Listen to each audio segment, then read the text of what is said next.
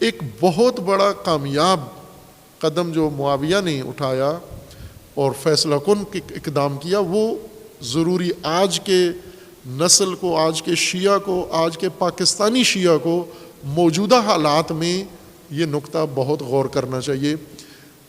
معاویہ نے کون سا قدم اٹھایا؟ آخری قدم، ویسے تو بہت کچھ اس نے اقدامات کیے، بہت کچھ اس نے کیا جو آہستہ آہستہ دھیرے دھیرے کئی سالوں میں اقتدار تک پہنچنے کا باعث بنا ان کا۔ یہ تمام دنیا کے سیاستدان اس کو پڑھتے ہیں باقاعدہ۔ یہ آپ کے سابقہ حکمران وزیر اعظم صاحب، انہوں نے باقاعدہ پڑھا اور کہا بھی، انہوں نے کراچی کے کسی ایک نشست میں، ریکارڈ میں ہے وہ بات، کہ مجھے اگر حکومت ملی تو میں معاویہ ابن ابی سفیان والی حکومت قائم کروں گا۔ وہ رول ماڈل ہیں سیاستدانوں کا سیاست میں۔ سیاستدان امیر المومنین کو نعوذ باللہ ناکام سیاستدان سمجھتے ہیں اور معاویہ کو کامیاب سیاستدان۔ ظاہر ہے جو اقتدار میں رہ نہ سکے تو ناکامی ہے اس کی، جو اقتدار لے لے اس کا دور دور تک کوئی امکان نہ ہو، لیکن ایسی سیاست کرے کہ اقتدار تک پہنچ جائے اور وہ مقتدر شخصیات اقتدار میں ان کو باہر کر دے اقتدار سے، سیاست کی دنیا میں تو اس کو کامیابی کہا جاتا ہے۔ اس لیے یہ اس کو اپنا امام مانتے ہیں سیاست میں سیاستدان۔ پاکستان کے سارے سیاستدان، نہ ایک دو، سب پاکستان کے سیاستدانوں میں ہر مذہب سے تعلق رکھنے والے ہیں، اہل سنت ہیں، دیوبندی رجحانات والے ہیں، بریلوی رجحانات والے ہیں، مخدوم مشائخ ہیں، شیعہ ہیں، اہل حدیث ہیں۔ چونکہ آپس میں بے شک فرقے بنا لے لیکن اقتدار سب کی کمزوری ہے۔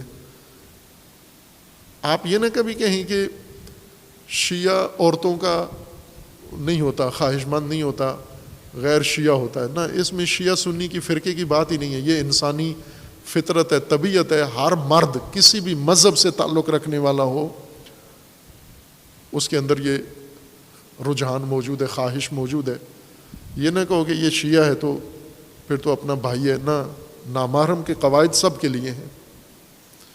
وہ مجھے یاد ہے، یہ سنا سنایا واقعہ نہیں، حقیقی واقعہ ہے، کہ ایک مولانا کسی علاقے میں گیا اور وہاں سے ایک دفعہ نہیں ہوا، یہ تو روزانہ ہو رہا ہے، لیکن وہ ایک ماجرا میں بتاتا ہوں نمونے کے طور پر، کہ کسی جگہ گیا مولانا اور وہاں جس گھر میں رہ رہا تھا انہی کی لڑکی بگا کے لے گیا وہ ساتھ اپنے۔ لوگوں کو بڑا تعجب ہوا کہ ہم نے اس پر بھروسہ کیا تھا، اس کو مولانا، انہوں نے سمجھا فرشتہ آ گیا ہے۔ ظاہر فرشتے تو رغبت ہی نہیں رکھتے ان چیزوں کے اندر، انہوں نے فرشتہ سمجھ کے مہمان رکھا، وہ فرشتہ اندر سے انسان نکلا، وہ انہی کی لڑکی لورت لے کے چلا گیا۔ وہ بعد میں بڑا مسئلہ بنا، انہوں نے رجوع کیا مختلف لوگوں کی طرف، بعض بزرگ لوگوں کی طرف، تو انہوں نے بتایا کہ بھئی آپ نے کیا کیا تھا؟ کہا ہم نے اس کو اپنی فیملی کا فرد بنایا، اس کو پیار کیا، محبت کی، وہ ہمارے گھر میں ہی آتا تھا، ہمارے اپنے بچوں کی طرح، افراد کی طرح تھا۔ تو انہوں نے کہا کہ تمہیں پتہ نہیں تھا کہ یہ انسان ہے، اس کے اندر سارے انسانی رجحان ہیں، مولوی ہونے سے وہ رجحان ختم نہیں ہو جاتے، وہ سب کچھ اس کے اندر ہے کہ انسان ہے۔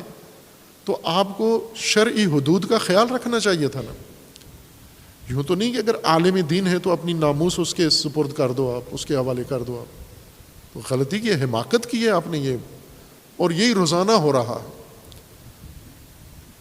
مذہب اور فرقے سے انسانی رجحانات پہ کوئی اثر نہیں پڑتا، سب انسانی رجحانات رکھتے ہیں، شہوت جنسی سب کے اندر ہے، شیعہ ہو یا سنی، اقتدار کی ہوس سب کے اندر ہے۔ مسلک اقتدار کی ہوس ختم نہیں کرتا، بریلوی ہے اس کے اندر اقتدار کی ہوس ہے، اہل حدیث کے اندر اقتدار کی ہوس ہے، دیوبندی کے اندر ہے، شیعہ کے اندر ہے۔ مذہب میں کوئی فرق نہیں پڑتا مذہب سے، یہ انسانی تقاضے سب کے اندر ہیں، اقتدار کی ہوس سب کے اندر ہے۔ اس اقتدار کی ہوس تک پہنچنے کے لیے اب آپ دیکھیں مذہب کا فائدہ اٹھا رہے ہیں، قومی لوگ قومیت کا فائدہ اٹھا رہے ہیں، دولت مند دولت کا فائدہ اٹھا رہے ہیں، باقی جس کے ہاتھ میں جو ہتھیار آتا ہے وہ اقتدار تک پہنچنے کے لیے استفادہ کرتا ہے۔ اس نبرد میں جو آج پاکستان میں اقتدار کے لیے شروع ہے اور فتنہ بن گیا ہے، امام حسن علیہ السلام اپنے پیروکاروں کے لیے، میں تو سب پاکستانیوں کے لیے تجویز کروں گا سیرت امام حسن علیہ السلام، تمام پاکستانیوں کے لیے، لیکن اس سادگی کے ساتھ نہیں کہ مجھے یہ توقع ہو کہ ادھر سے تجویز آئے گی، ادھر سے کل سارے پاکستانی امام حسن کے پرچم اٹھا کے اور اقتدار کی جنگ سے باہر نکل کر امامت کے مکتب میں آ جائیں گے۔ خصوصاً جو اندھے ہو چکے ہیں اقتدار میں، وہ تو یہ بات سنیں گے نہیں، بلکہ اس بات کو رد کریں گے، اس کو غلط قرار دیں گے۔ لیکن جن کو اللہ نے یہ توفیق دی ہے، صداقت ہے ان کے اندر، اور چاہتے ہیں کہ انہیں مکتب امامت سے کوئی نور ہدایت ملے، ائمہ ہدا سے توسل کے ساتھ ساتھ سیاست کا بھی نظام سیکھیں۔ امامت ہے ہی سیاسی نظام کا نام۔ امام خمینی فرماتے ہیں کہ غدیر میں پیش امام کا اعلان نہیں ہوا تھا، سیاسی امام کا اعلان ہوا تھا۔ پیش نماز کا نہیں رسول اللہ نے کہا تھا کہ پہلے جہاں میں نمازیں پڑھاتا تھا اب مولا علی نمازیں پڑھائیں گے، پیش نماز نہیں، نماز کوئی بھی پڑھا سکتا ہے، نماز کے لیے امام معصوم اور امام علی کی ضرورت نہیں ہے، لہٰذا امام علی کے ہوتے ہوئے ہر جگہ، امام علی مدینے میں تھے اور امام علی علیہ السلام کے ہوتے ہوئے لوگ نمازیں پڑھاتے رہے، باطل تو نہیں تھی ان کی نمازیں جو امام علی کے علاوہ دوسرے ائمہ کے پیچھے پڑھتے تھے۔ امام علی امام ہیں، سیاست کے امام، حکومت کے امام، امت کے امام، حاکمیت کے امام، نظام کے امام، وہی امام حسن بھی ہیں۔ اب آپ ہو امامیہ، تو امامیہ سب سے پہلی چیز جو امامت سے آپ نے سیکھنی ہے سیاست ہے، چونکہ امامت ہے ہی سیاسی نظام کا نام۔ آپ نے ائمہ کو سفارشی نظام کا حصہ بنا لیا ہے، جی ذرا یہ فون کر دینا جنت کے لیے ایک کہ ہمارا بندہ آ رہا ہے، اس کو فرشتوں کو کہہ دیں قبر میں روکیں نہیں اس کو۔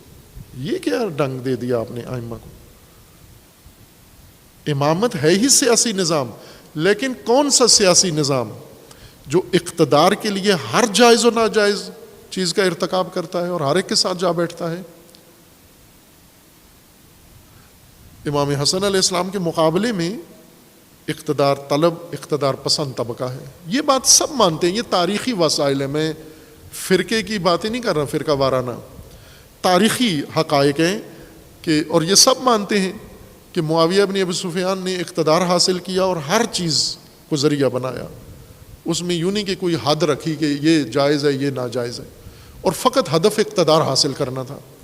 امام حسن علیہ السلام کے سامنے سفید پیپر رکھ دیا کہ آپ اس پہ دستخط کر دیں، جو آپ منوانا چاہتے ہیں میں ماننے کے لیے تیار ہوں، چونکہ اسے پتا تھا کہ ماننی تو میں نے کچھ بھی نہیں ہے، صرف یہی سائن چاہیے مجھے، اور پھر کوئی بات نہیں مانی، جتنی بھی دستخط کروائے تھے ایک شرط بھی قبول نہیں کی، نہ امام حسن کے ساتھ نہ کسی اور کے ساتھ۔ لیکن اقتدار تک پہنچنے کے لیے جو سیڑھیاں چڑھیں وہ آج کے سیاستدانوں کے لیے اصول ہے، ضابطہ ہے، اور مجھے تعجب ہے کہ امام حسن کے پیروکار اقتدار میں آنے کے لیے معاویہ کی سیاست کو ترجیح دیتے ہیں۔ امام حسن والی سیاست کریں آپ، امام حسن کی سیاست کے نتیجے میں آپ بے شک اقتدار سے باہر رہیں گے، لیکن درست کام کریں گے۔ یہ اقتدار سے باہر رہنا یہ کہیں بہتر ہے آپ کے لیے اس نظام سیاست میں آ کر اقتدار میں آنا۔ معاویہ نے سب سے فیصلہ کن کام کیا جس سے امام حسن علیہ السلام کو بالکل یقین ہو گیا کہ اب یہ اقتدار باقی نہیں رکھا جا سکتا۔ اس کے اوپر تاریخی گواہیاں ہیں، اس کے اوپر خود امام حسن مجتبی علیہ السلام کے اپنے فرامین ہیں، روایات ہیں خود کہ میں نے کیوں مصالحت کی اور کیوں اقتدار چھوڑ دیا میں نے۔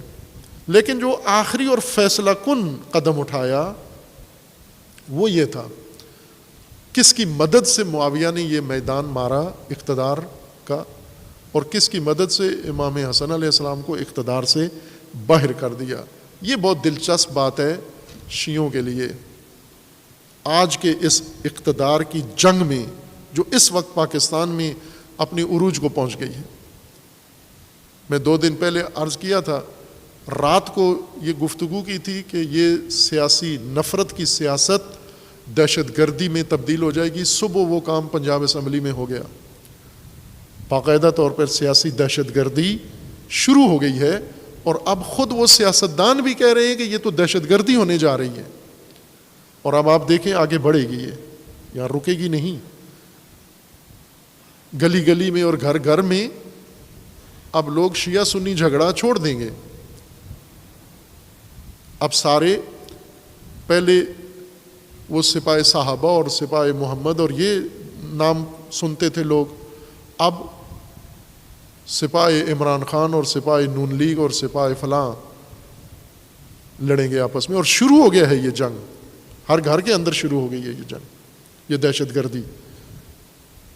اس میں جو اہم طبقہ ہے پیروان امامت کا کیا رول ہے اس اقتدار کے آج کے جھگڑے میں؟ یہ حالیہ اس وقت ان دنوں کا جھگڑا ہے یہ پاکستان کے اندر. کیا کرنا ہے آپ نے؟ جو امام حسن کے زمانے میں کیا تھا وہ کرنا ہے آج. اگر وہ رول آپ نے ادا کیا پھر تو یقیناً اقتدار امام حسن کے اور امامت کے رقبا کو ملے گا. فیصلہ کن قدم معاویہ نے کیا اٹھایا؟ فیصلہ کن قدم یہ تھا کہ ایک تو اپنے جاسوس بھیجے، 3 گروہ معاویہ نے امام حسن علیہ السلام کے پیروکاروں میں، امامت کے نظام سے تعلق رکھنے والوں کے اندر 3 گروہ باقاعدہ رسمی طور پر روانہ کیے. ایک میڈیا سیل اس زمانے میں جاسوس، جن کا کام امام حسن علیہ السلام کے لشکر میں افواہیں، اراجیف پھیلانا تھا. یہ باقاعدہ نام ہے، تاریخ میں ان کے نام ہیں.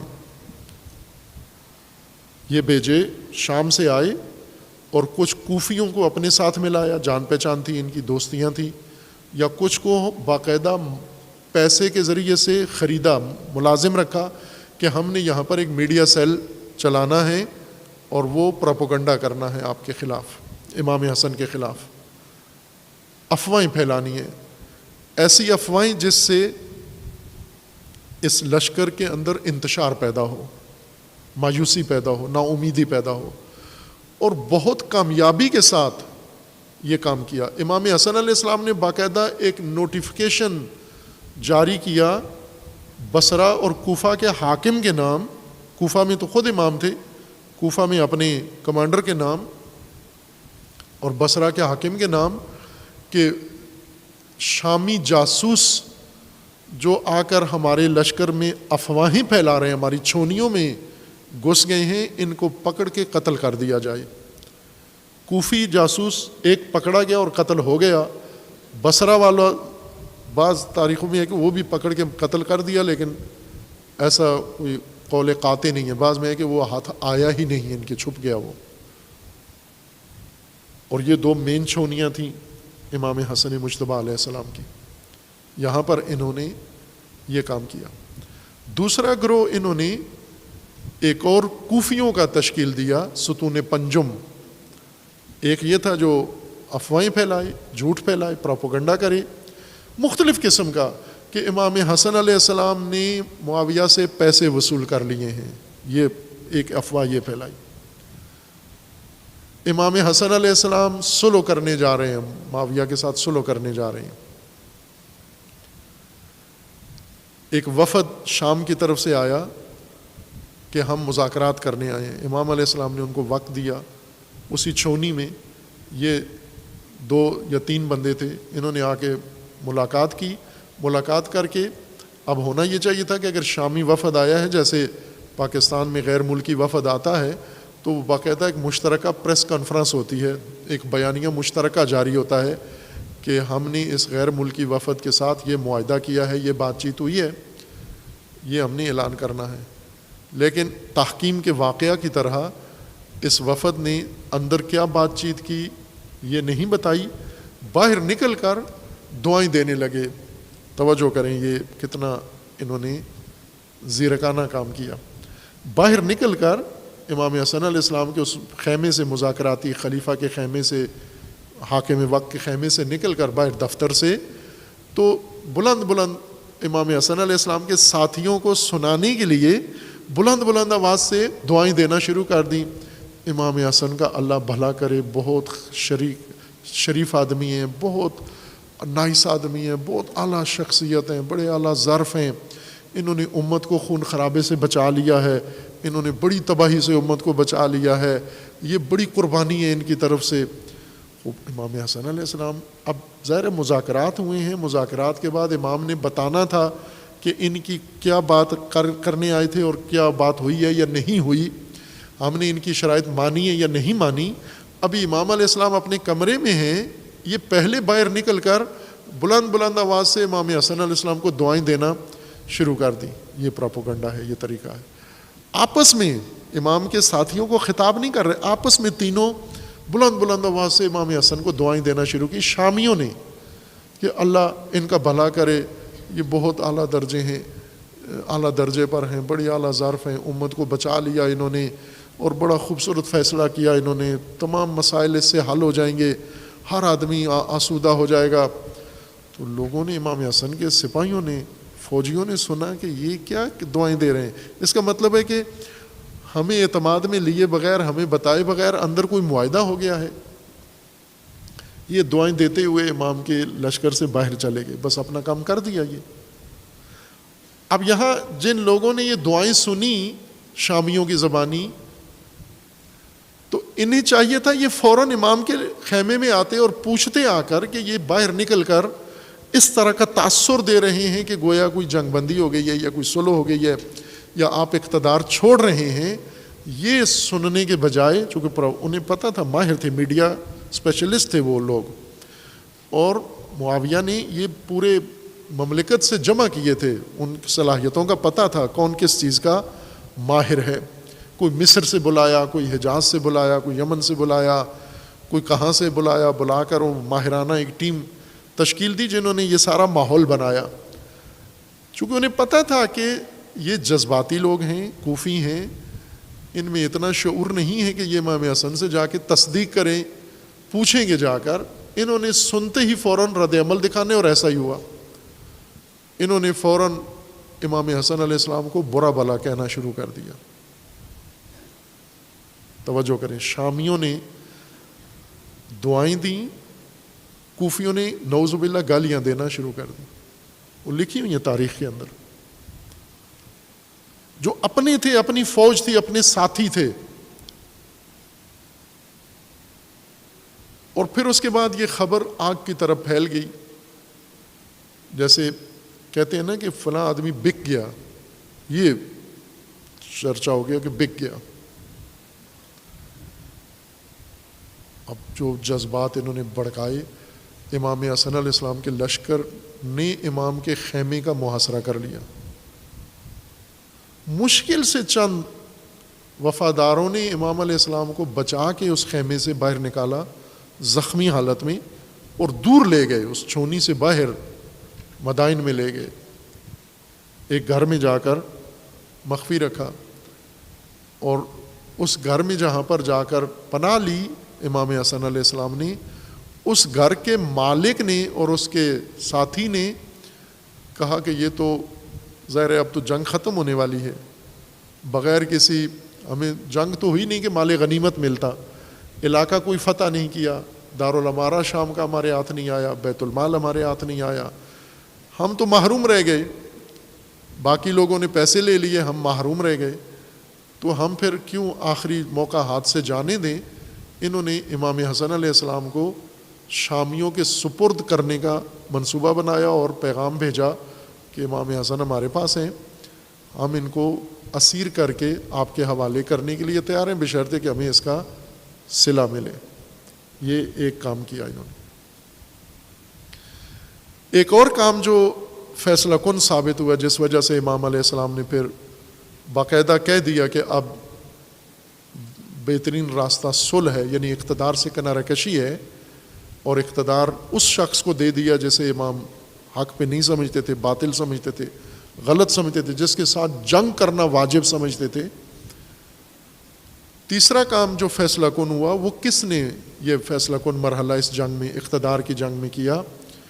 وہ تھا امام کے جنگی کمانڈر، امام کے لشکر کے بڑے مرکزی جنگی کمانڈر۔ 3 بڑے کمانڈر تھے جنہیں امام علیہ السلام نے یہ جنگی مہم سونپی تھی۔ 4 کہہ لیں، چوتھا نہایت وفادار نکلا، قیس ابن سعد ابن عبادہ انصاری۔ یہ بہت ہی اعلیٰ انسان ثابت ہوا اس اقتدار کی جنگ میں، اور بہت بابصیرت۔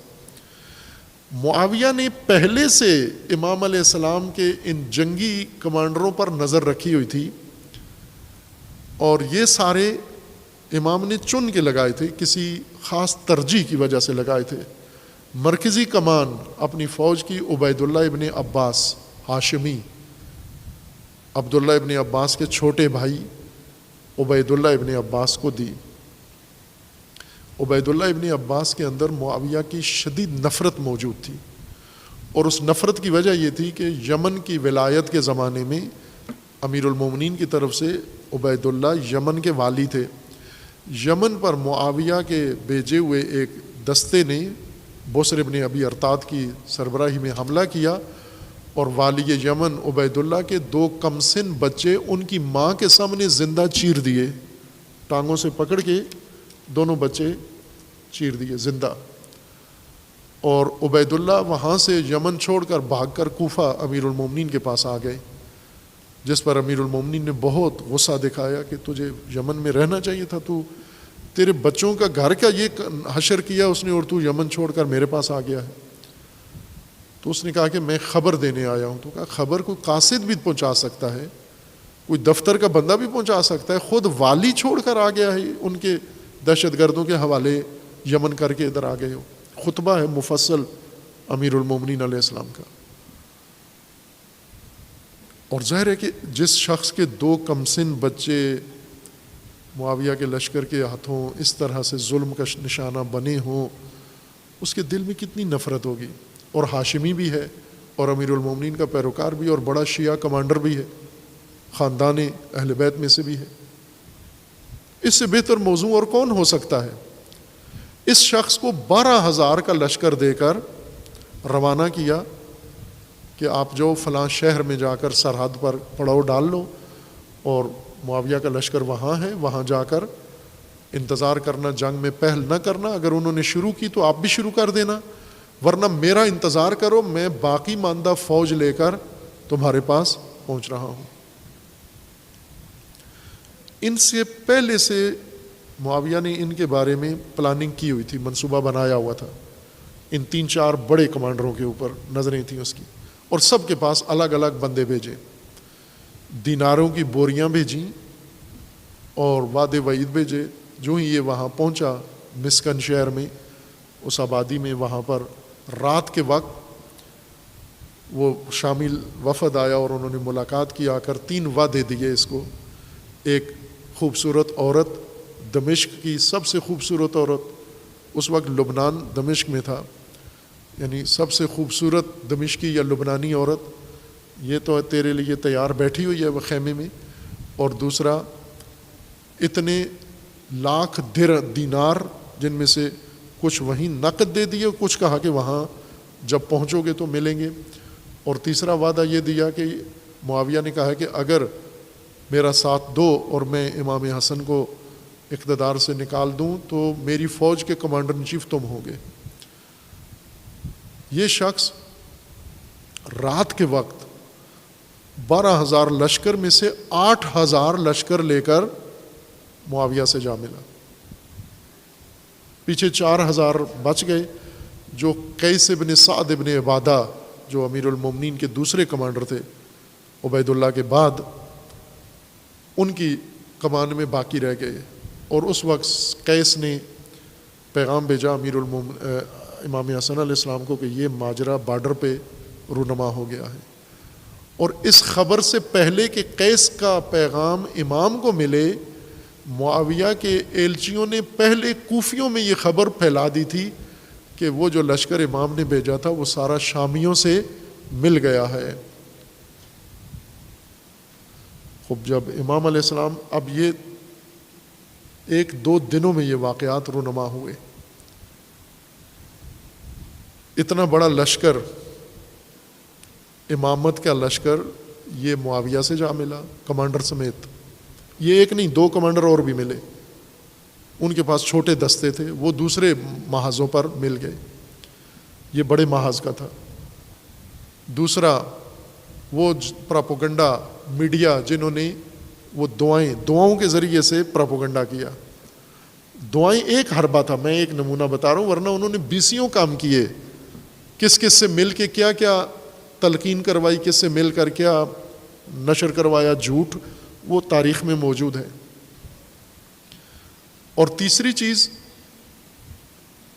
جو پھیلائی حوصلہ شکنی کے لیے، یہ کہ ایک خرید لیے میڈیا کے ذریعے بلایا اور تشویش پھیلانے کے لیے. یہ کام ان لوگوں نے کیا اور مکمل طور پر امام کا لشکر منتشر ہو گیا. اتنا منتشر ہوا کہ اٹھ کر خود اپنے امام پر حملہ کر دیا.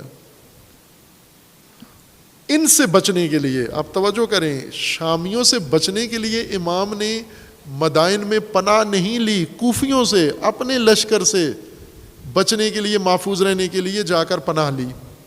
اور جس گھر میں پناہ لی اس نے پلان بنایا کہ ہم باندھ کے رسیوں میں شامیوں کے حوالے کر کے آخری سودا ہم کر لیتے ہیں. یہ کتاب احتجاج میں امام حسن علیہ السلام کی اپنی حدیث موجود ہے. وہاں پر منتہی الاعمال میں شیخ عباس قمی نے اس روایت کو صراحت کے ساتھ ذکر کیا، باقی محدثین نے اس کو ذکر کیا ہے اس روایت کو. بابا آپ توجہ کریں کہ اقتدار امام حسن علیہ السلام نے کیوں چھوڑا، کس نے چھڑوایا؟ جب امام کے اپنے پیروکار، امام کے اپنے ساتھی، امام کے اپنے کمانڈر اقتدار پرستوں سے جا ملے. کیوں ملے؟ سوال یہ ہے کہ یہ جو چاہتے تھے یہ امام حسن سے کیوں ان کو توقع نہیں تھی، امید نہیں تھی؟ عبید اللہ ابن عباس 12,000 لشکر کا کمانڈر تو ہے، یہ ابھی 12,000 اس کی کمان میں ہیں، پھر کیوں یہ اقتدار پرستوں کے وعدے پر آ گیا؟ انہوں نے جو وعدہ دیا، سیٹی بجائی، اس کی طرف کیوں چلا گیا؟ اس وجہ سے گیا کہ ان کوفیوں کو باقاعدہ معلوم تھا، علی علیہ السلام کا دور اقتدار دیکھ چکے تھے. امیر المومنین نے اپنی سیاست کے زمانے میں اقتدار کو جوتی کی نوک پر رکھا، ان کے سامنے کہا کہ اقدار اصل ہیں، اقدار مہم ہیں، میں اقدار کا امام ہوں، اقتدار کا امام نہیں ہوں، میں اقدار کی خاطر اقتدار قربان کر سکتا ہوں، میں نے کیا ہے.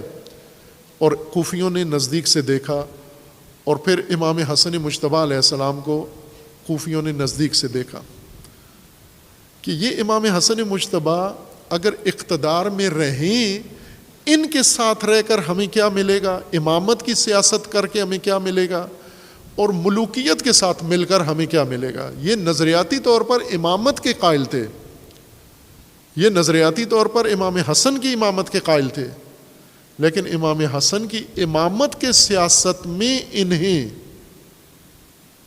یہ سب کچھ اقتدار کے مزے، اقتدار کے لطف نظر نہیں آ رہے تھے.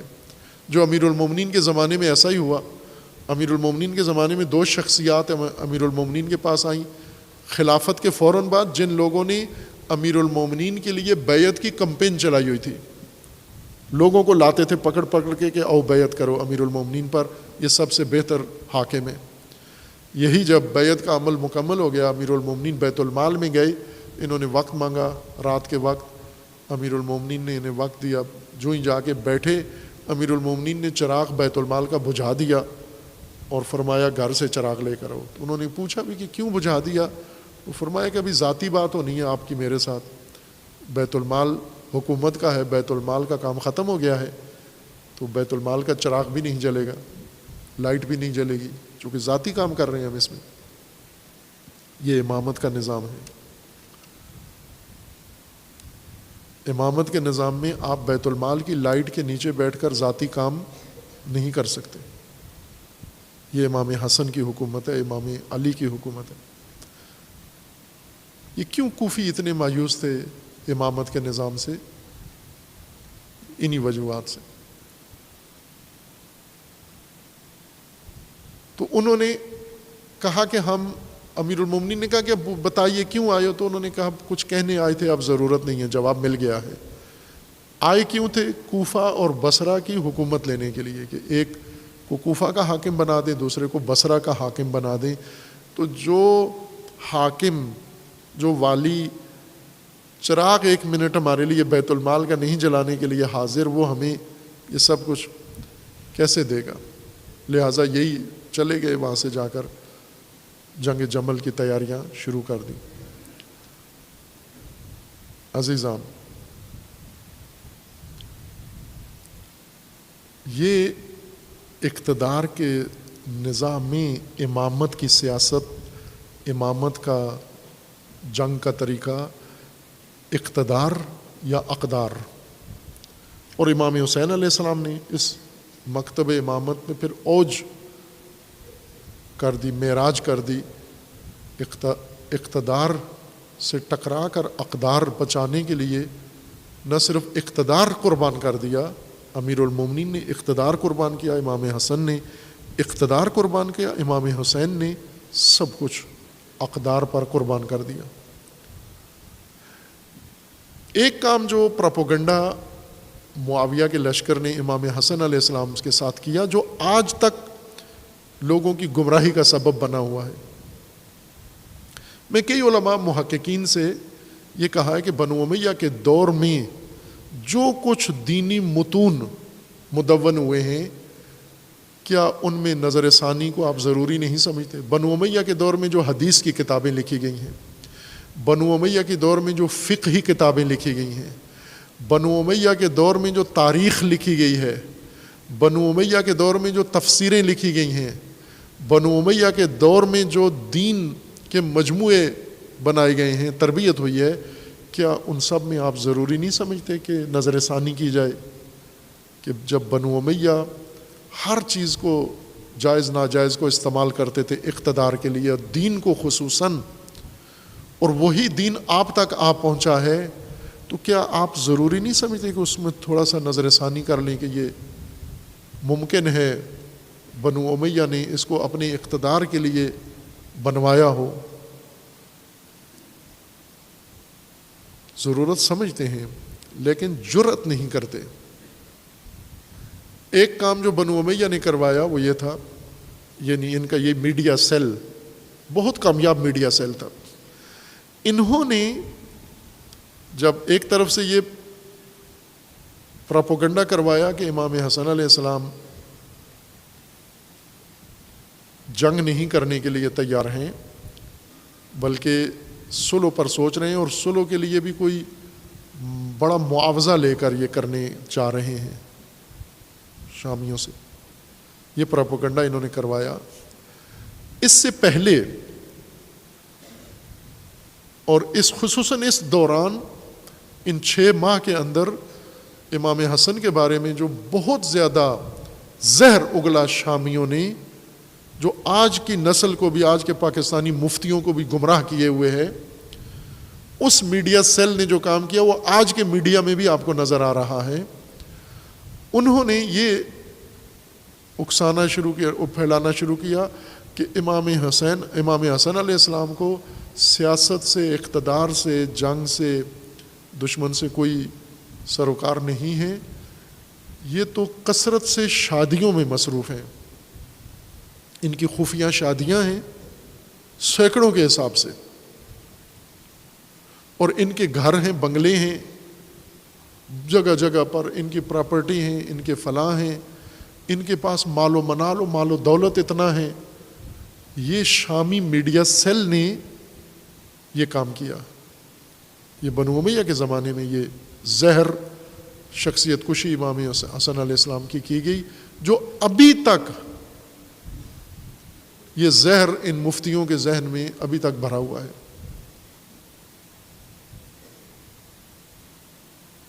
یہ 3 اہم کام انہوں نے کیے.